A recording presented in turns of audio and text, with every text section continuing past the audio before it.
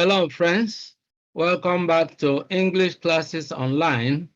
My name is Benjamin.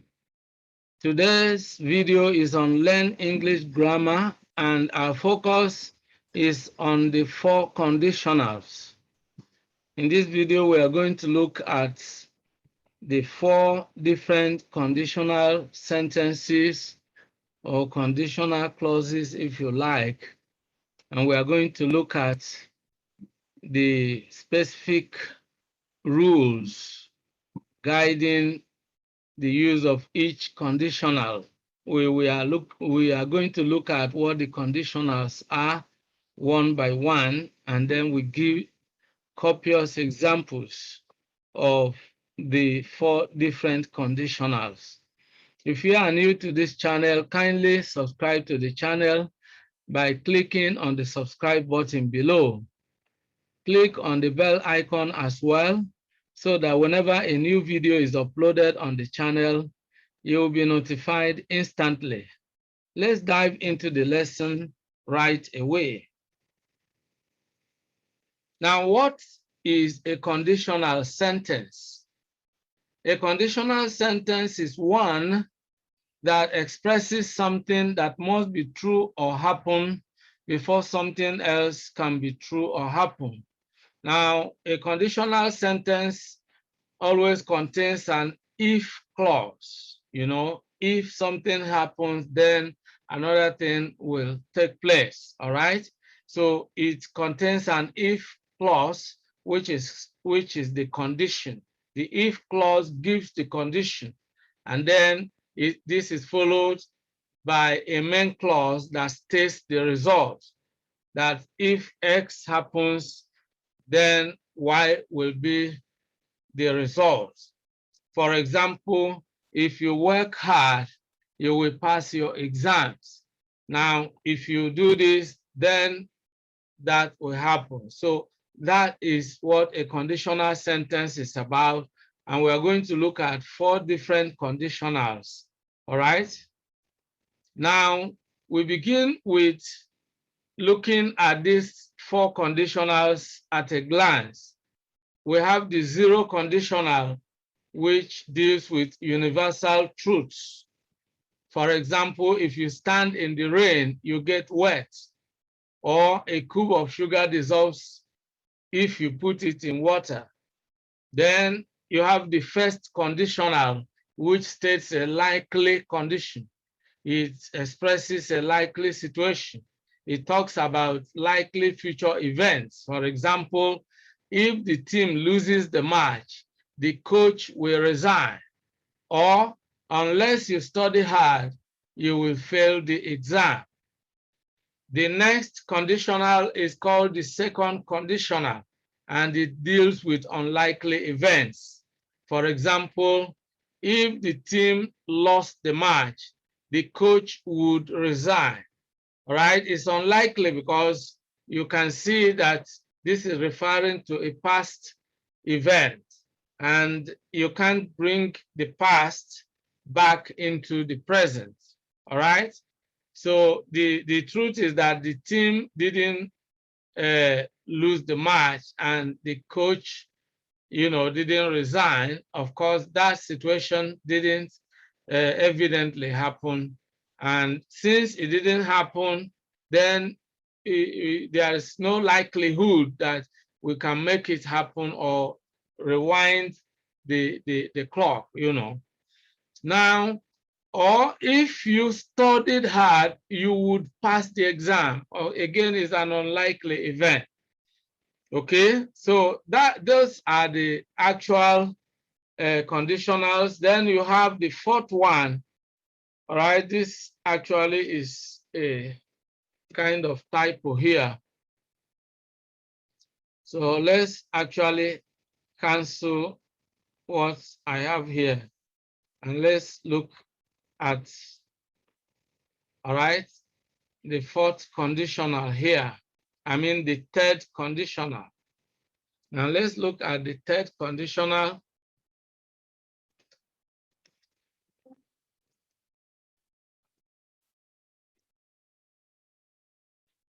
Now the third conditional For example, now let's look at if the team had lost the match, if the team had lost the match, the coach would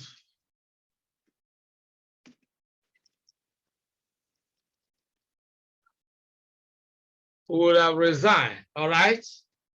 If the team had lost the match, the coach would have resigned. So you can look at this actually, and you can see that this exactly is the third conditional. If the team had lost the match, the coach would have resigned. Well, we are going to look at these 4 different conditionals, and we are going to look at them one by one, okay? So let's begin to look at them one after the other. Let's start with the 0 conditional. Now, the 0 conditional, as I earlier mentioned, deals with universal truths. And these are situations that are true in general.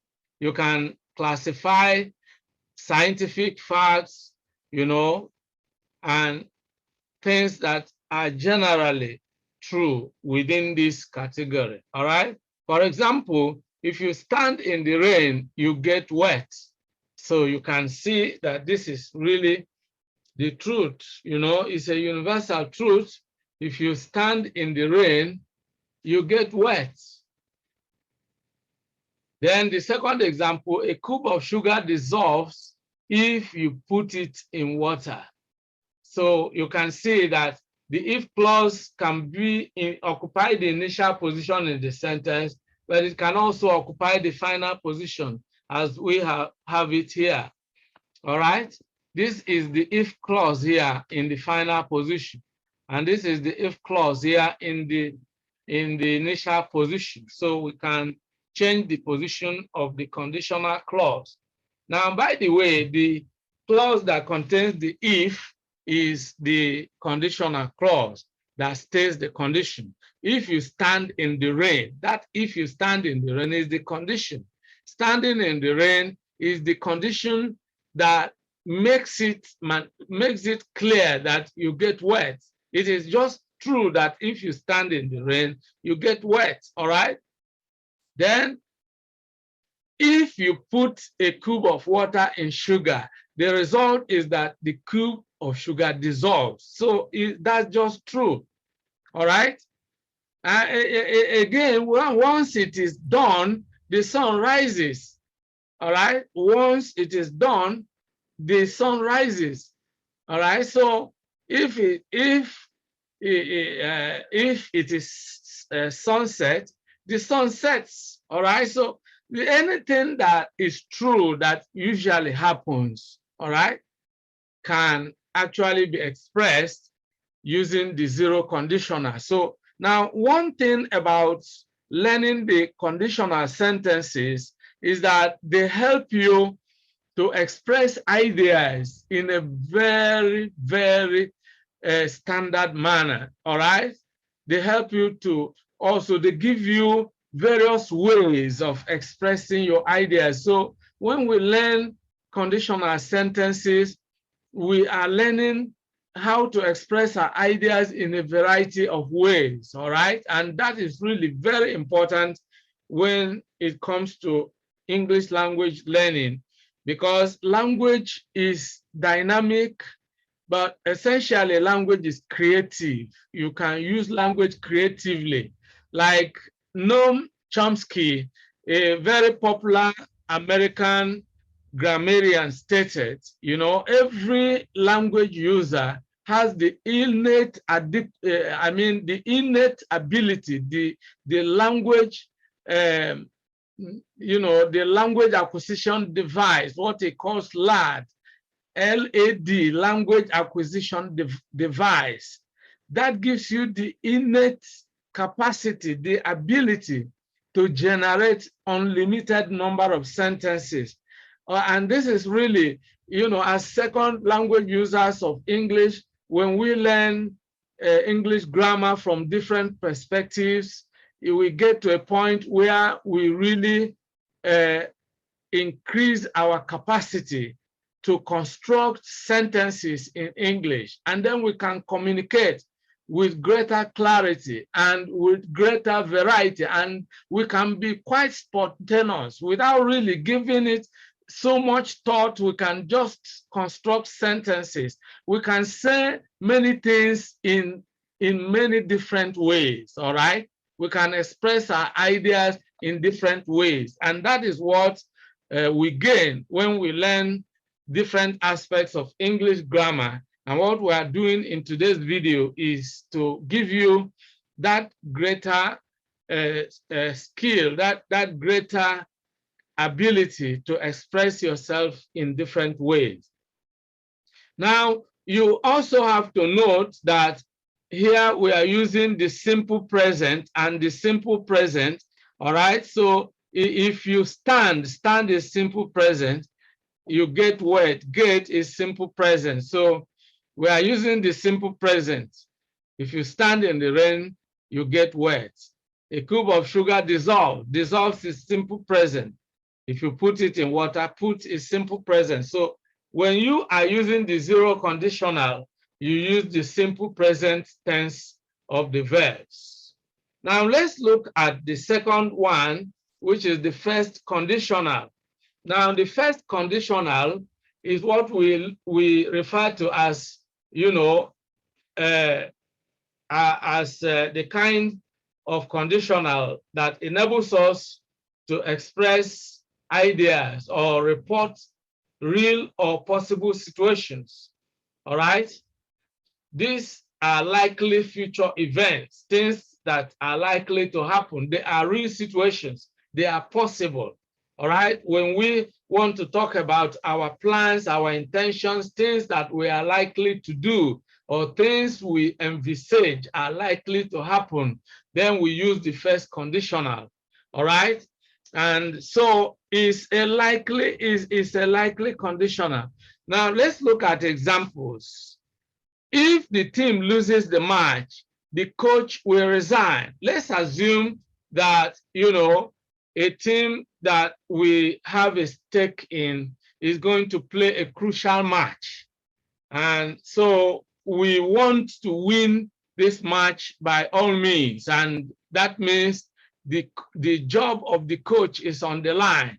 He has to do everything. It's part of the bargain. It's part of the contract. He must win this match or he will be kicked out. All right? So if the team loses the match, the coach will resign. If he refuses to resign, he will be forced to resign. He will be disgraced out because the owners of this team, they say that this match must be won. All right. So look at a situation like that. It's a likely future event. What is likely there is that it's likely that the match will be played. It's also likely that the team they may likely lose or win. When you play in a match, you either win or lose.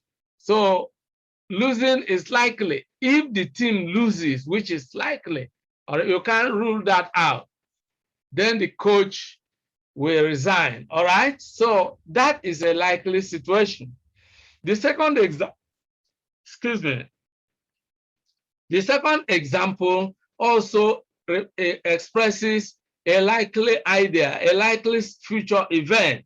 Unless you study hard, you will fail the exam. All right? You must study hard if you want to pass the exam. Unless you study hard, you will fail the exam. If you do not study hard, you will fail the exam.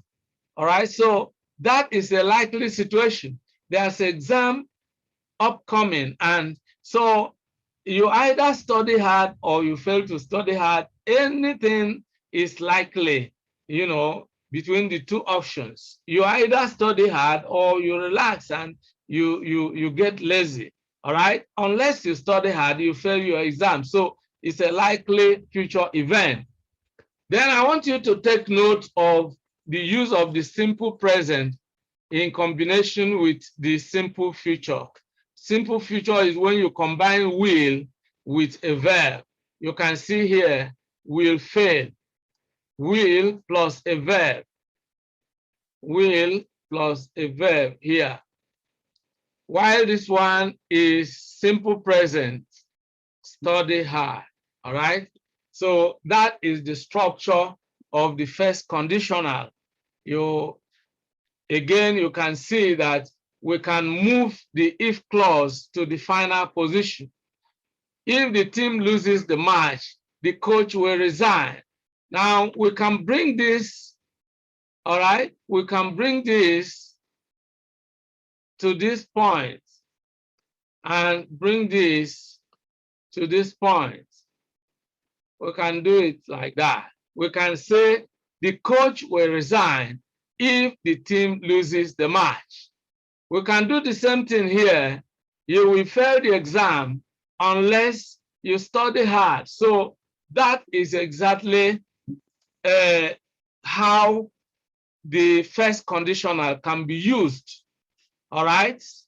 And you take note also of the two tenses that we combine, the simple present and the simple future tenses. All right. Now, let's now go to the next conditional, which is the second conditional. Sorry. Now, the second conditional is an unlikely and an impossible situation. We are dealing here with an unlikely future event. All right. For example, if the team lost the match, the coach would resign. We are now looking at a situation that is really impossible. You can't bring something that is past into the present or into the future. Now, you can't move back the hand of the clock. So this makes it an unlikely event. It's not something that we are likely going to see in the future. If the team lost the match, the coach would resign. That situation is unlikely. And the second one, if you studied hard, you would pass the exam. Again, you see that we are using the simple past and the simple past as well. All right. Or if you like, a future in the past. If you studied hard, you would pass the exam. You see, this would is the past tense of will, and will is what we use when we are talking about a clear future. So this is a future in the past that is not likely to be moved to the real future. All right. So that makes it an unlikely situation, an unlikely future event. Again, we can change the structure by moving the if clause to the final position. We can say the team would resign if, the coach would resign if the team lost the match. We can also say you would pass the exam if you studied hard, all right? So, but these are all impossible situations. All right, so let's look at the third conditional, which is unreal and impossible as well. But here we are dealing with completely impossible situations. They are really impossible. The situation we are talking about, all the situations are done and dusted, and there's nothing we can do about them. So, for example, all right, if the team had lost the match, the coach would have resigned. This situation is now hypothetical. It belongs to the past. It's done and dusted. The team didn't lose the match, and the coach didn't resign. So it is an impossible situation. Then the second one, if you had studied hard, you would have passed the exam. Well, it's done and dusted. You didn't study hard, and so you didn't pass the exam. So you take note of the tenses here. you have the past perfect, and you have another past perfect. Would have plus a past participle as well. If you had studied, you would have passed. You see, you would have passed. Now, if the team had lost past participle, the coach would have resigned. So you see, that exactly is what we mean by the third conditional. It's dealing with unreal, impossible situations that belong to hypothetical realm. They are impossible situations. And so that is the third conditional. Of course, you have seen that these are all linguistic devices that enable us to express our ideas in a variety of ways. Now, the use of the conditional sentences equip you in a way that you can really become very creative with the use of the language. You can express your ideas in diverse ways, all right? You can express hypothetical situations. You can discuss unreal situations, and you can get into the realm of imaginations. You can begin to talk imaginatively, all right, using the various conditionals. So this is where we are going to draw the curtain on today's video. I hope you enjoyed the video. If you did, like the video and share it with your friends and relations, because language learning gets to a point where it really becomes fun. If you have been following different topics we have been discussing on this channel, you will agree with me really that we make language learning fun here. We simplify it. We equip you with the linguistic tools that will really enable you to begin to use the language creatively and use the language in such a way that you can express your ideas with greater clarity. And of course, you can relax and use language, knowing that you are using language according to the rules of the language. And that is the kind of thing we do on this channel. I want to say a big thank you to all of you who were part of today's episode, and especially all of you who have subscribed and who have given your massive support to this channel. If you have not subscribed yet, kindly subscribe to the channel by clicking on the subscribe button below. Make sure you click on the bell icon as well, because when you do that, you activate the notification system. And what that means is that whenever a new video goes live on this channel, you will be notified instantly. So you won't miss any new video we upload here. Don't forget, we also upload videos on content creation, on digital marketing, on online business. We share ideas with you on how to create multiple streams of income by doing business online, even from the comfort of your home. Now, language is a very powerful tool for creating content, and we are using that powerfully on this channel. And if you are interested in understanding how we do this, if you want to acquire new skills of how to create content, how to do what I am doing on this channel, of course, you can also you can join our content creation coaching programs. All right, there are a lot of coaching programs that we have for you. You can also visit our website, www.englishclassesonline.com.ng, www.englishclassesonline.com.ng. Once you visit the site, you will find various options, various opportunities. In fact, on that particular website, you have the opportunity not only to learn the English language, but also to earn even while learning. We have learn and earn opportunities on that website. You need to make time and visit our website. And of course, you will not regret doing that.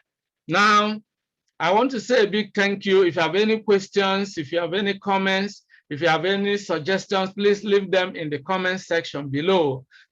Take some time and check out other related videos on the description, in the description section on this channel. And of course, you will find various topics that will be of use to you in your quest to master the language. Now, I look forward to seeing you in the next video. Bye-bye for now, and remain blessed. Many thanks for watching today's video. A big thank you to all of you out there for being part of today's episode. I hope you enjoyed the video. If you did, kindly subscribe to this channel.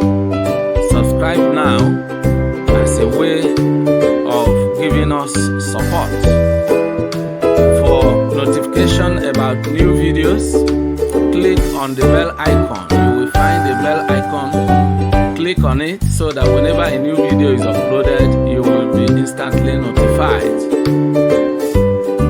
If you have actually enjoyed the video, like and share the video with your friends and relatives. This is very important. If you have any comments, leave your comments below. Any questions, any suggestions, we would gladly receive them and respond promptly and positively to them. See you in the next video. I look forward to always seeing you in the new video. Thank you and